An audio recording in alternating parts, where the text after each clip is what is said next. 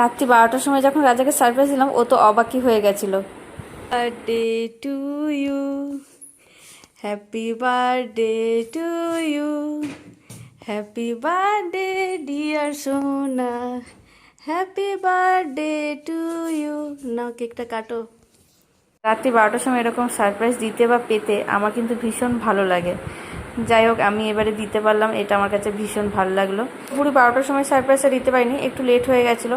আর এই মোমবাতিটা ছিল ম্যাজিক মোমবাতি, হয়তো যতই ফু দিচ্ছে মোমবাতি নিভছে না। একটা মোমবাতি নিভাতে পেরেছিল রাজা, আর একটা মোমবাতি নিভাতে পারেনি। এই সব কিছুই অনলাইনে অর্ডার করেছিলাম, কেক থেকে বার্থডের এক্সেসরিজ জিনিসগুলো সব কিছুই। আর আমি করিনি, আমার বোন করে দিয়েছিল। এই বৃষ্টির দিনে অনলাইনে অর্ডার আসা মানে বিশাল ব্যাপার। কেকটা তো ডেলিভার্ড আমাদের বাড়ির সামনে এসে করেনি, আমাদের বাড়ি থেকে কিছুটা দূর থেকে নিয়ে আসতে হয়েছিল কেকটাকে। আর আমার পুকু তো মানে সারপ্রাইজ মানে কি জানেই না।